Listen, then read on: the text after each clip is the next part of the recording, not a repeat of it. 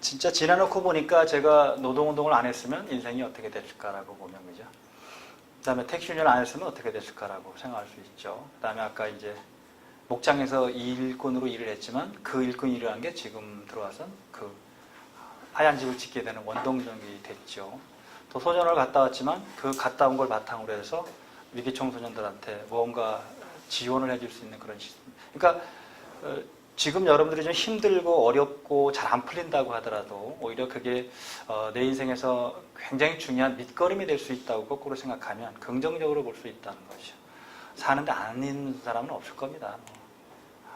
예를 들면 우리가 뭐 그렇게 부러워하는 누구죠? 그 왜 재벌 3세 이 누군가 이런 분들도 보면 아버지는 지금 그쵸? 병원에서 어쩔 줄 모르고 그 다음에 뭐 여러 사람이 비교를 하던데 여동생은 자살하고 여동생은 이혼하고 뭐 등등등 그러면 돈은 많은지 모르겠지만 뭐가 그렇게 좋겠어요. 그러니까 결국 내 인생은 내 거라고 생각하면 의미 있는 부분 찾으실 것 같아요. 자, 그 다음에 이제 임금에 관련된 부분 조금 정리하고 징계해고 이렇게 넘어가도록 하겠습니다.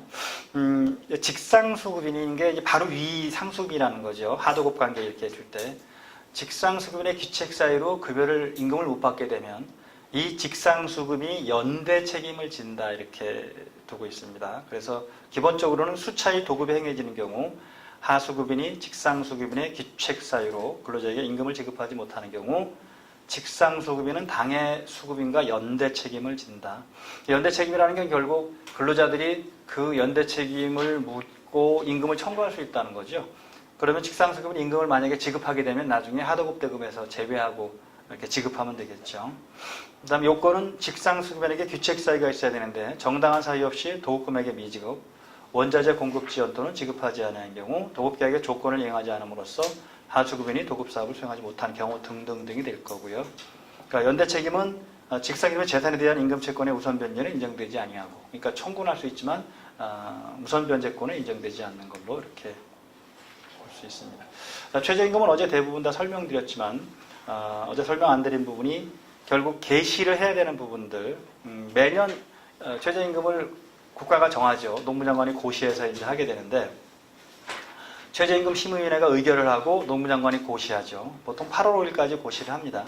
그리고 결정은 6월 30일까지 결정을 해야 되는 건데 대부분 6월 30일 넘겨서 결정을 했죠. 지금까지는. 그리고 효력은 1월 1일부터 12월 30일까지 효력이 발생하고 2019년인 경우는 8,350원이죠. 대상사업장은 1 이상 모든 사업장, 다만 가사사용인은 우리 아직까지 노동법을 적용하지 않으니까 선언법상에서는 선언법을 적용하니까 동거의 친중만을 사용하는 사업도 노동법을 적용하지 않으니까 이제 적용되지 않겠죠. 근로자는 모든 근로자인데 다만 수습 사용한 날로부터 3개월 이내인 자는 10% 감액이 가능합니다. 또 예외적으로 1년이 안 된 기간제 근로자는 감액이 안 돼요. 감액이 안 됩니다. 그러니까 보통 1년이 넘는 사람들에 해당하는 게 이제 수습근로자 3개월 기간 동안은 90% 지급하는 거고 사용자가 최저임금을 지급하지 않으면 벌칙이 적용되고요. 예외가 하나 있죠. 정신 또는 신체장애자 고용 시 노동부 장관의 인가를 얻어서 적용을 제외할 수가 있습니다. 그 다음에 최저임금에 미치지 못하는 근로계약은 당연히 무효가 되고 최저임금으로 강제 적용됩니다. 최저임금 내용 개시 의무는 최저임금액이 얼마인지, 그 다음에 최저임금에 산입하지 않는 것은 뭐뭔지, 또 최저임금에 적용해서 제외될 근로자의 범위, 최저임금의 효력 발생 연월 등등을 게시하게 되어 있죠. 그러니까 반드시 사업장에 게시해야 되는 건 취업규칙, 그 다음에 그 성희롱 예방 관련 교육 자료, 그리고 최저임금 관련 자료, 뭐 이런 등등이 사업장에 게시 비치해야 되는 내용들입니다. 자, 이제 퇴직금으로 넘어가죠. 퇴직금, 기본적으로 퇴직금은 근로관계 종료를 사유로 1년의 평일임금의 31분 이상을 지급하도록 하는 거고, 명칭은 불문합니다. 퇴직금이라고 하든 위로금이라고 하든 퇴직보상금이라고 하든. 근로자가 아닌 임원은 당연히 적용 대상이 아니에요. 근데 대부분 근로자가 아닌 임원들에 대해서는 별도의 퇴직금 규정을 두는 경우가 되게 많습니다. 임원 퇴직금 규정 이렇게 많이 두고, 그 다음에 일반적으로 법정 퇴직금은 1년에 1개월분인데 임원 퇴직금은 직급에 따라서 조금 차이를 둬서 좀 많이 주죠. 근데 대표이사는 3배, 그 다음에 전무 같은 경우는 2배, 이사는 1.5배 이런 방식으로 어떻든 자체적으로 두는 거예요. 그거는 임원 위임 약정을 하기 때문에 그렇게 두는 거고요. 지급 방법은 일시금 제도와 연금인데 이제는 연금으로 대부분 다 바꿔 나가고 있죠. 그다음에 앞으로 이제 설립되는 회사는 다 연금으로만 해야 되기 때문에 당연히 연금이 강제된다. 그다음에 2024년부터인가요? 지금 결국 법정 퇴직금을 없애고 다 퇴직연금으로 바꾸려고 하고 있으니까. 그러니까 2012년 이후 설립한 회사는 당연히 퇴직연금만 도입해야 됩니다. 그런데 이제 지금 현재 퇴직금을 두고 있는 사업장도 2024년 이후에는 연금으로 다 바꿔야 되게 아마 입법을 지금 할 겁니다. 그러면 결국 이제 퇴직금은 없어지는 거죠. 개별 기업이. 연금으로 해서 외부 연금 기관에 납입하고 나중에 근로자가 퇴직할 때 이제 받게 되는 그런 형태로 바뀌겠죠. 연금이 뭐 의미 있는 부분인데 문제는 최근에 이제 연금 수익률이 너무 없어서 DC 같은 경우는 근로자들이 이게 노후생활비가 안 된다는 데 문제가 있다라고 이렇게 합니다. 그래서 이제 연금이라는 거는 안 찾아 쓴다는 데 묘미가 있는 것 같아요. 안 찾아 쓰면 일단은 모이는 거거든요. 남는 거거든요.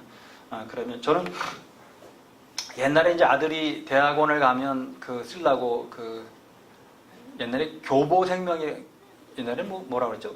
교보생명이 아니고 뭐라 그랬죠? 교육보험, 대한교육보험 이렇게 했죠, 그죠? 그때 당시에 택시운전 할 때인데 돈도 많이 못 벌면서 그래도 교육보험을 들어놓은 게 있어요. 근데 이 녀석이 대학원을 안 가니까 이제 그게 연금으로 주더라고요. 금액은 많지 않습니다. 그런데 어떻든 기분 되게 좋아요. 금액은 많지 않아도 연금으로 받는다는 것 자체가 의미 있는 부분들입니다. 안 찾았었으니까 그때 힘들어서 막 깰라고 하기도 하고 막 등등 했었는데 그래도 아들 녀석은 그래도 대학원까지는 맞춰줘지라고 제가 그냥 넣었었는데 이 친구가 대학원을 안 가고 그냥 말아서 그거를 이제 제가 연금으로 탄 그런 부분입니다. 지급사유는 뭐 본인이 그만뒀던 해고당했던 이유 불문하고 퇴직금을 주는 겁니다. 그리고 사망하거나 정년 뭐 등등이 다 해당되고요. 그 다음에 사유 제한을 받지 않기 때문에 징계해고이든 직권면직이든 모두 법정 퇴직금은 지급해야 되는 거죠. 그 다음에 사실상 1년 이상 계속 근무했다면 임시직이든 일용직이든 고용육대 불문하고 다만 단시간 근로자인 경우 4주간을 평균해서 1주간의 근로시간이 15시간 미만인 경우에는 적용되지 않습니다. 이게 이제 맨 처음에는 뭐 16인, 10인, 5인 이렇게 확대되다가 2010년 12월부터 1인 이상 모든 사업장에 확대됐습니다. 2010년 12월부터 1인 이상 모든 사업장에 확대됐는데 다만 이때부터 2012년까지는 50% 적용했었고요. 입법적인 부분에서 2013년부터는 1인 이상 모든 사업장에 100% 퇴직금이 적용하는 걸로 이렇게 했습니다. 퇴직금은 평균임금 곱하기 계속근로년수이기 때문에 평균임금은 우리가 지금까지 다 설명드렸죠. 최종 3분의 임금, 그죠? 사유발생 이전 3분의 임금을 날짜로 나누어서 하루 일당을 계산한다. 이렇게 이제 계산을 했는데 계속근로년수는 입사해서 퇴사할 때까지의 전기간을 원칙으로 합니다. 입사해서 퇴사할 때까지 전기간. 그래서 기산일은 주로 입사일이 될 거고요. 그 다음에 마감일은 사직일, 정년퇴직을, 징계해고 등 근로계약이 끝나는 날일 거고 그 다음에 근로계약 기간을 갱신하거나 동일한 조건의 근로계약을 반복 체결한 경우에는 갱신 또는 반기간을 모두 확산한다 이렇게 해주고 있고 또 임시 일용근로자의 경우에도 근로하지 않은 날이 상당 기간 계속되지 않는 한 사실상 계속해서 근로한 경우 계속근로를 인정한다. 예컨대 공사 현장 같은 데서 뭐 한 달에 어떤 때는 뭐 한 3일밖에 안 하고 어떤 때는 한 20일 일하고 막 등등 했다 치더라도 3일 근무한 달도 계속근로로 봐준 거예요. 판례에서 이렇게 보면. 이 계속근로는 꼭 결근을 안 하고 근로하는 게 중심이 아니고 그 사업장에서 얼마나 오랫동안 근무하는 걸 주로 보는 부분들이니까 고용 형태가 변경이 이루어져도 변경 전후 기간을 합산하는 걸 원칙으로 하고 그 다음에 임시고용원으로 채용되어 정규사원으로 공백기간 없이 근무한 경우에는 통산한 기간을 계속 근로한 것으로 보고 만약에 이걸 중단시키려면 회사에서는 중간정산이 됐든지 이런 등등을 통해서 다 정산하고 새로 입사한 방식으로 아마 해야 되겠죠. 그 다음에 1년 이상인데 1년이 안 된 기간 단수가 있죠. 월 또는 일 이럴 경우에는 월할 계산 또는 일할 계산 해야 되는 거고요. 근데 이제 문제가 기업의 합병, 분할, 양도, 조직 변경의 경우인데 이제 이 보통 합병은 포괄생계이기 때문에 근로조건이 그대로 승계된다고 보니까 근속기간도 그대로 넘어가요. 그 다음에 분할도 우리가 이제 이미 상법에 그렇게 해놓고 있죠. 분할도 포괄승계라고 이렇게 하고 있으니까. 근데 이제 양도가 항상 문제가 되죠. 양도는 서로 사고 파는 겁니다. 기업을 거래하는 그런 틀이죠. 그래서 이 양도도 사회 문제가 됐었는데 판례는 원칙적으로 승계된다. 포괄 승계는 아니라고 봅니다. 그러니까 합병이나 분할은 포괄 승계. 그 다음에 영업 양도는 원칙적인 승계. 그러니까 결론은 같아요. 결론은 같은데 말만 우리가 좀 다른 거죠. 당연히 계속 근로로 인정하고 근속기간이 통산하는 거죠. 그 다음에 조직 변경의 경우에는 뭐 바뀌는 게 없으니까 그냥 다 계속으로 인정하는 거고, 그 다음에 영업 일부 양도에 따라 경영체가 변경된 것에 불과하다면 근로관계는 계속되는 것으로서 퇴직금 산정 시 근속연수를 합산하는 것이 정당하다는 판결들을 하고 있습니다. 다만 이제 단절되는 게 있어요. 경매처분에서 재산만 경락받아 기존의 근로자를 신규 채용하는 방식으로 하거나 또는 자산 매각 방식으로 해서 어떻게 보면 물적 인수만 하는 거죠. 사람은 영업양도는 인적, 물적 동일성을 유지하면서 이렇게 사고 파는 게 영업양도고요.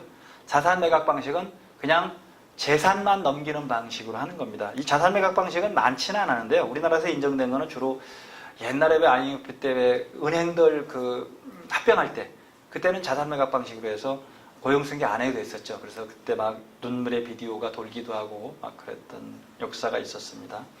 그래서 단절되는 거는 경매처분에서 재산만 경락받거나 자산매각 방식에서 결국 재산만 내가 산다거나 이런 방식이면 근로관계는 승계되지 않는 틀이 되겠죠. 뭐 어제도 잠깐 이 질문을 했던 분 중에서 이제 합병을 하니까 인력이 남잖아요, 그죠? 특별한 사정이 없는 한 인력이 남는데, 그럼 이제 남는 인력을 어떻게 하냐 문제가 이제 생기는 거죠. 근데 이 남는 인력을 그냥 놀면서 월급 주라는 건 아니거든요. 배치원할 수 있으면 일단 배치원을 하는 게 원칙입니다, 먼저.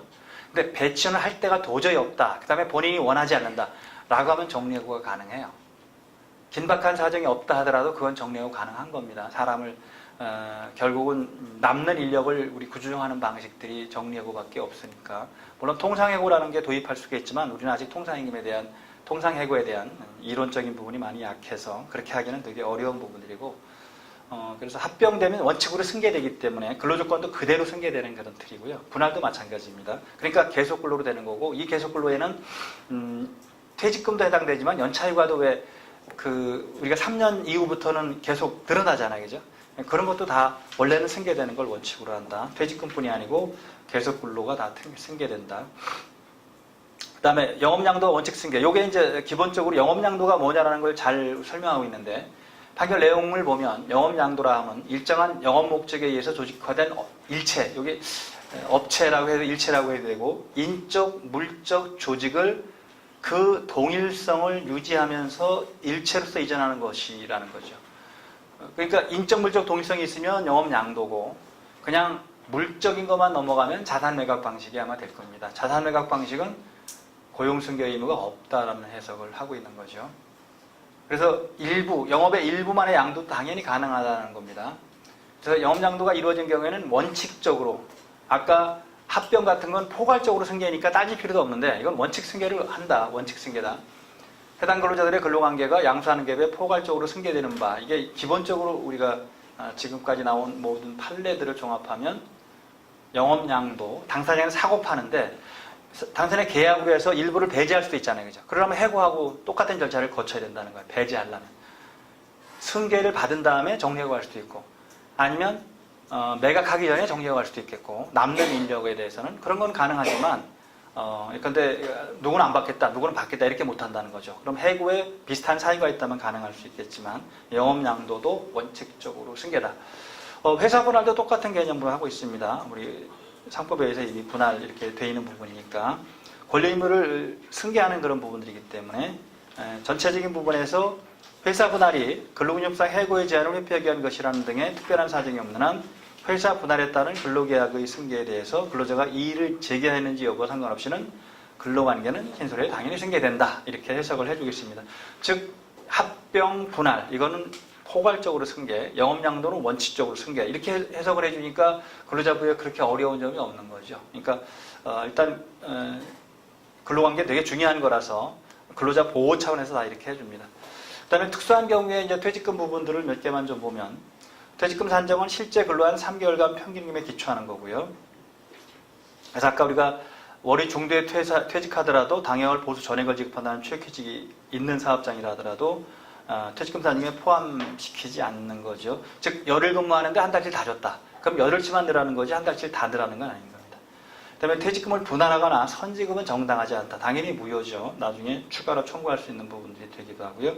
다만 이제 부당이득 반환 관련 부분에서 2010년 판결에서 2분의 1 상계가 가능하다는 판결을 어제 살펴봤고요. 그다음에 평균임금이 특별히 높거나 낮은 경우는 그 기간을 제외한다. 특히 특별히 왜 의도적으로 퇴직금을 많이 받기 위해서 높인 경우는 그 기간을 제외할 수 있다고 하는 판결입니다. 또 법정 퇴직금이 원칙이지만 사업장마다 누진제를 두거나 별도로 가산하는 방식도 상관없겠죠. 가산은 보통 옛날에 뭐 한 10년 근속하면 12개월분을 준다든지 이런 방식이 될 거고, 그 다음에 왜 5년 근무하면 한 달치를 더 준다든지 이런 방식으로 가산 또는 누진제 같은 걸 두는 방식들을 많이 했었습니다. 지금은 거의 없어진 것 같아요. 누진제, 가산제 다 법정제로 바뀌었기 때문에. 그 다음에 판례 중에 퇴직금 선지급은 무효. 이건 당연하게 우리가 어제도 계속 봤지만 퇴직금은 퇴직이라는 근로관계 종료를 요건으로 하기 때문에, 그러니까 종료해야만이 발생하는 거지 지금 근로관계가 계속되는 이 기간 중에는 발생하는 것이 아니잖아요. 그러니까 퇴직금을 준다고 하더라도 이거는 퇴직금으로서의 성질을 갖지 못한다. 그래서 2010년 이전에는 이것을 임금이라고 해석을 했고 2010년 이후에는 부당이득이라고 해석을 했죠. 그래서 반환 청구가 가능하다는 해석을 했을 뿐이죠. 그러니까 퇴직금은 아니라는 겁니다. 중간에 못 주게 되어 있으니까. 당연히 퇴직금 분할 약정도 무효가 될 수밖에 없습니다. 퇴직금 지급을 회피하기 위한 퇴직금 분할 약정은 퇴직금 지급으로서 효력이 없고 지급된 퇴직금 상당액은 부당이득으로 볼 수도 없어서 반환을 구할 수 없다. 이건 의도적으로 퇴직금을 안 주기 위해서 결국 분할 약정을 한 거거든요. 그러니까 이거는 탈법적으로 한 거라고 보는 겁니다. 탈법적으로 한 것이기 때문에 부당이득도 아니다라는 그런 해석을 해주고 있습니다. 그다음에 퇴직금은 하나의 사업장 내에서 지급률 같은 걸 차등을 줄 수 없도록 입법을 해놓고 있는데 기득권을 보호하기 위해서 기득권들은 누진제, 그 다음에 새로 들어선 법정제라고 바꾸는 건 어쩔 수 없다. 그것까지는 인정하겠다라고 하는 게 판례의 입장입니다. 경계 규정을 둔 거죠. 어제 우리가 취약휴직 불이병행하고 연결해서 보면 자 이제 주로 누진제에 있던 사업장에서 적용됐던 그런 틀들인데 누진제가 있으니까 기업이 부담이 되는 것일 수도 있고 그러니까 법정제를 바꾸고 싶은 거예요. 그럼 이제 바꾸려면 근로자 대표의 동의를 얻으면 동의를 안 하는 겁니다. 그러면 하는 방법은 두 가지가 있겠죠. 그냥 동의 안 받고 바꿔버리면 이 바뀐 이후에 들어온 사람들은 법정제를 적용하면 되죠. 자 그렇게 하거나 복잡하면 기득권을 보호해주겠대. 보호해줄게. 즉 바꾸는 시점 이전에 들어온 사람은 옛날 걸 그대로 적용해줄게. 대신 새로운 들어온 사람들한테 법정제를 그대로 우리가 인정해줘라. 그래서 동의해줄 수 있죠. 당연히 자기네들은 손해를 보는 게 없으니까. 두 가지 방법이 다 가능한 거예요. 그래서 경과 규정을 둔 거죠. 즉 지금까지 입사해서 근무하던 사람들은 누진제 이런 경과 규정을 둔 거죠. 그러니까 법정제로 바꾸면서 이제 부칙해도 되는 거죠. 단 부칙에 뭐라고 두는 거죠? 위 퇴직금 규정은 오늘 이후 들어온 사람만 적용된다. 오늘 이전에 입사한 사람들은 옛날 퇴직금 기준이 적용된다. 이렇게 할 수도 있는 거죠. 그런 식으로 얼마든지 가능한. 그렇게 경과 규정을 둔 것은 차등 퇴직금 제도가 아니다라고 해석을 해주고 있습니다. 자, 퇴직금하고 퇴직연금 비교는 아주 간략하게 퇴직금 뭐 다 이해할 수 있는 부분들인데 차이만 좀 보면 결국 퇴직금은 회사가 지급하는 것일 거고 연금은 금융회사가 주는데 어차피 부담 주체는 회사입니다. 부담 주체는 회사는 거고요. 그리고 이 퇴직연금은 사회적립이라는 걸 기본으로 하는 거고요. 산정 방식은 3월분 이게 기본은 퇴직금 제도이기 때문에 DC나 이게 BC가 아니고 DC입니다.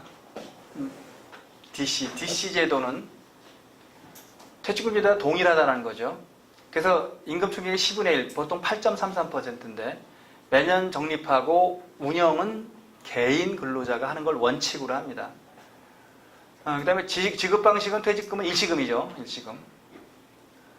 그 다음에 연금은 일시금도 받을 수 있지만 연금으로 받는 걸 원칙으로 하죠. 이렇게 5년 이상 이렇게.